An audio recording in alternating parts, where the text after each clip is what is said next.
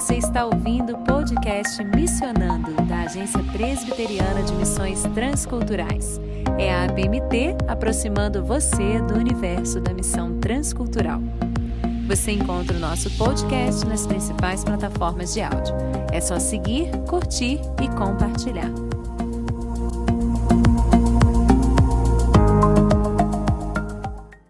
Olá, querido ouvinte do podcast Missionando, eu sou Tabata Mori aqui agora com você para mais um bate-papo aos vocacionados desse Missionando. Não sabe o que é vocação, quem é vocacionado para quê? Então, ouça o nosso podcast Vocação e Oração. Está em busca de convicção? Então ouça o bate-papo da Fernanda com o missionário Ronaldo Lidório, também nessa série Vocare do Missionando. E para esse momento está aqui uma das missionárias que eu admiro muito, é também uma conselheira, uma amiga, companheira de oração, Antônia Leonora Vandermeer, mais conhecida como Tonica. A Tonica é missionária há quase 50 anos, foi missionária transcultural da ABUB, Aliança Bíblica Universitária do Brasil, e da IFES, que é o Movimento Internacional da ABU. Foi missionária em Angola por mais de 10 anos. No Brasil, tem atuado na área de discipulado, ensino, cuidado missionário, além de muitas outras coisas. Bem-vinda, Tonica. Obrigada. Tonica, você também é autora do livro Eu, um Missionário, quando o jovem cristão leva a sério seu chamado. Se tem uma coisa que a gente quer aqui no nosso podcast, é jovem cristão levando a sério o seu chamado. Então, Tonica, conta pra gente, nesses quase 50 anos de ministério, que dicas você dá para o jovem que acabou de descobrir sua vocação missionária? Então, é muito bom descobrir isso, e muitas vezes também o jovem tem essa vocação, mas depois surgem dúvidas, né? Às vezes até pelo coração do jovem, que não com falta de confiança em si, às vezes a igreja, pessoa da família, não, isso não é para você e tal. Então, a convicção normalmente não é uma coisa única, normalmente é um processo, né? Vem essa paixão, vem esse desejo, e depois, orando, né, buscando a Deus, essa convicção vai se fortalecer mais. E quanto mais forte tiver, aí você vai ter alegria em responder sim. Mas precisa, assim, perseverar, né? Não desanimar com as primeiras dúvidas ou questionamentos, mas ficar firme e buscar a confirmação de Deus. Pensando agora, Tonica, no novo convertido, porque novo convertido é uma coisa maravilhosa, a gente sente aquele calor, aquela emoção, a gente quer compartilhar, e esse anseio às vezes se confunde com um chamado específico para ser missionário. Eu, pessoalmente, eu acredito que o meu chamado missionário veio junto com a minha conversão, aos 22 anos. Então, eu pergunto, que atitudes esse novo convertido, essa pessoa que acabou de conhecer Jesus, pode ter para identificar se ela tem um chamado ou não e, claro, levar esse chamado a sério? Isso. Então, o novo convertido, o que você fala, muitas vezes tem essa paixão, né? Graças a Deus, descobre essa maravilha do amor de Deus, Deus me ama, sou filha de Deus, agora também quero ser bênção para outros. Isso é muito bom, né? Eu lembro de um irmão, quando eu morava em Viçosa, que quando se converteu ficou assim com esse coração cheio de paixão, querendo viajar, querendo compartilhar, e pessoas da igreja falavam com ele: isso é fogo de palha, isso vai acabar. Felizmente, ele veio confessar comigo. Falei: não deixa apagar, não. Esse fogo não é para apagar, né? E então, se você ouve questionamentos, porque você é novo na fé, não desanime, né? Busque apoio de pessoas que têm mais visão missionária, que possam orar com você para ser fortalecido, se isso realmente é um chamado missionário. Mas ser novo convertido, ter desejo de compartilhar com os outros é uma bênção, é muito bonito e não deve ser desprezado. né? Mas procure alguém que possa te encorajar, se tem outros tentando jogar água fria. Mônica, o que você falou agora é bem interessante, porque às vezes o vocacionado se sente sozinho, né? Ele fala assim: Uhum. poxa, eu tenho que tomar esse monte de decisão sozinho, e fica a dica, né? Você pode chamar gente para orar com você, Uhum. você deve chamar gente para orar com você, né? A Tunica Sim. mesmo orou por mim, orou comigo e deve ter orado aí por muitos outros. Uhum. Quando eu me senti vocacionada para o Timor, eu orei por 1 ano e chamei um pessoal para orar comigo. Falei assim: "Não quero essa responsabilidade sozinha". Afinal, a gente é igreja, né, É isso. e o vocacionado é também responsabilidade da igreja. Tunica, a gente vai ouvir agora um áudio de uma das nossas missionárias, a Cassiana Oliveira, ela é esposa do Alexandre, eles estão a caminho do Panamá. Olá, eu sou a Cassiana, a esposa do Alexandre Oliveira, e no momento estamos no Brasil para término do preparo necessário para voltarmos ao campo missionário. O meu chamado missionário ocorreu junto com a minha conversão. Desde o momento em que o Senhor Jesus se revelou a mim, ele me deixou muito claro que eu devia dedicar os meus dias à obra missionária. Porém, meu esposo não tinha o mesmo entendimento. Apesar de amar a obra missionária, de estar à frente da Secretaria de Missões de nossa igreja, ele não se via indo para o campo missionário, mas se via como um parceiro, mobilizador, investidor da obra. Porém, meu coração ardia, e eu orava, e foram 8 longos anos orando pelo chamado missionário do meu esposo.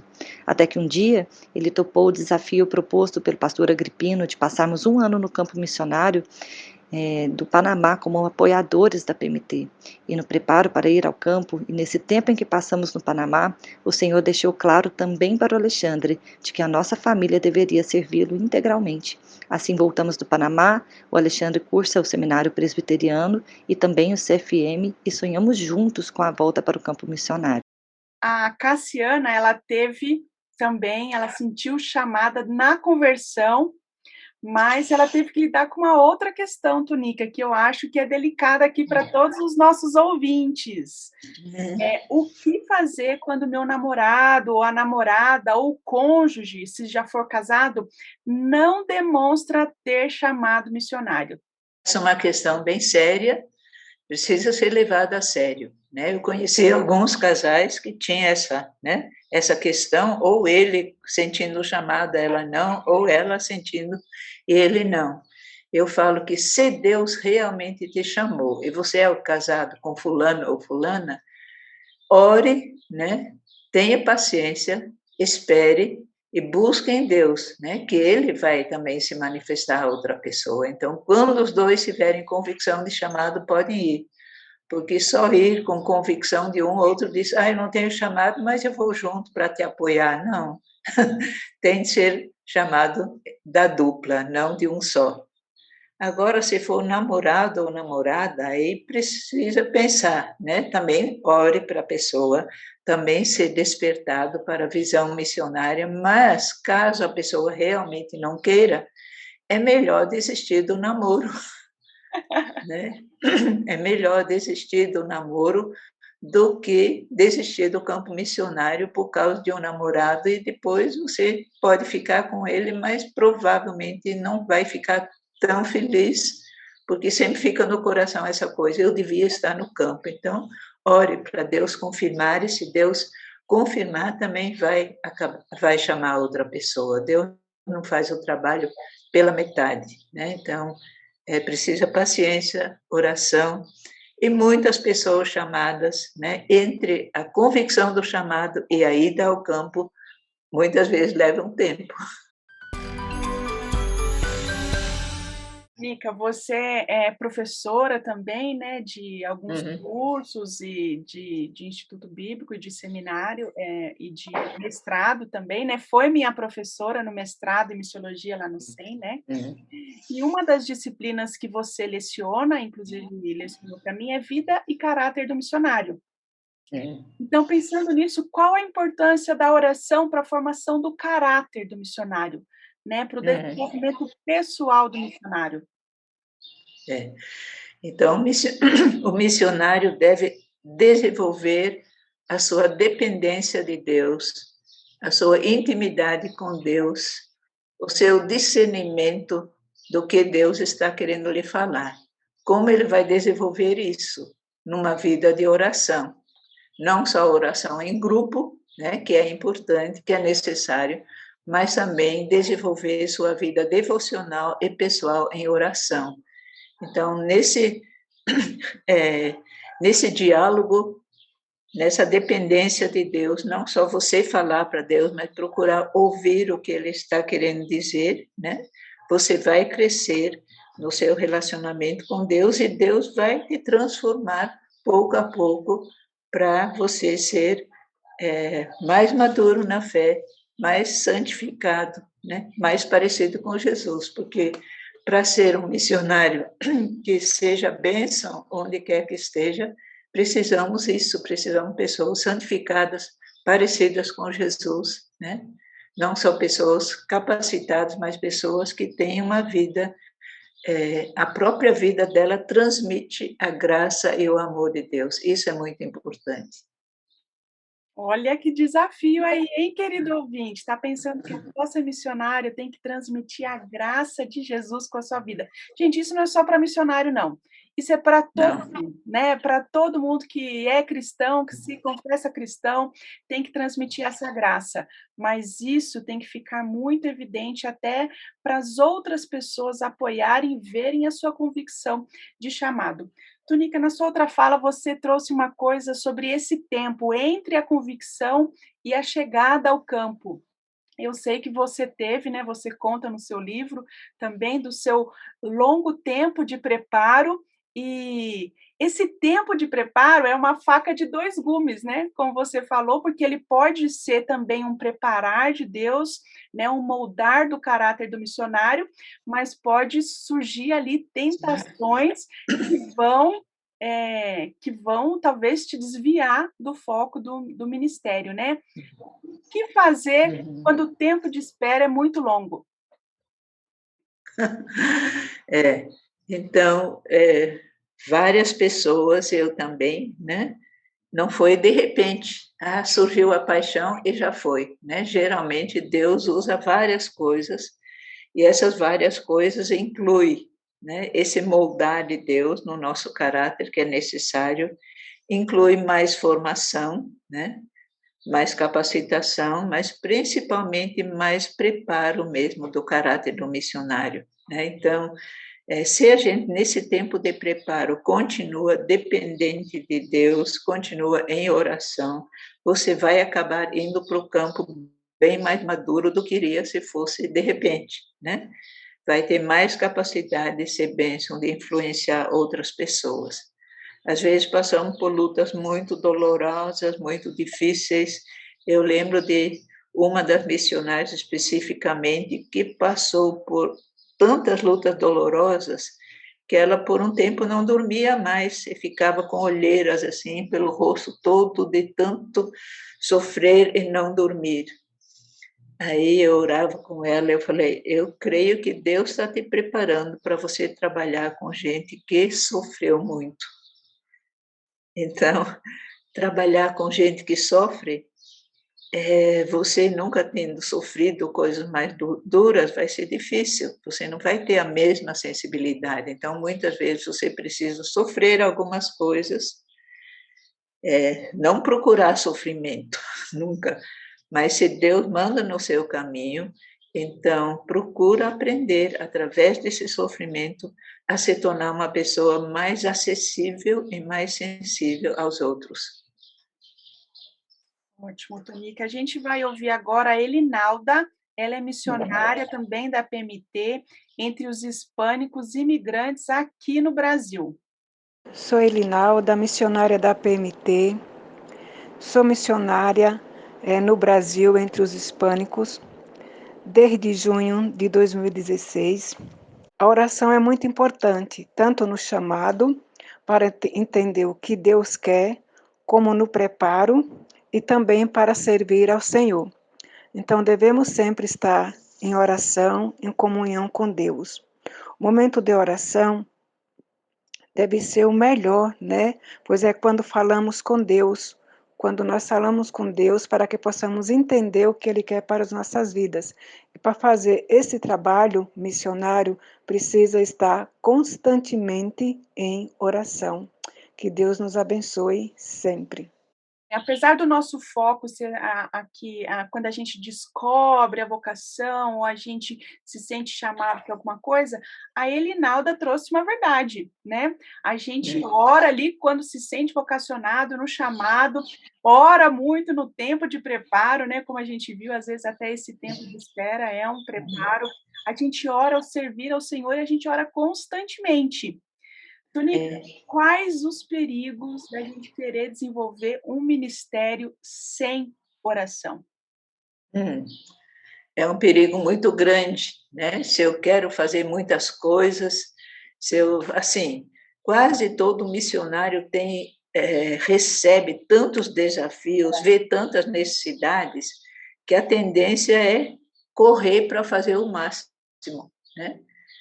Aí, se fazemos o máximo, mas não temos mais tempo para oração, o que que acontece? A gente está trabalhando na nossa força, na nossa capacidade, na nossa sabedoria, no nosso amor, que é tudo limitado, né?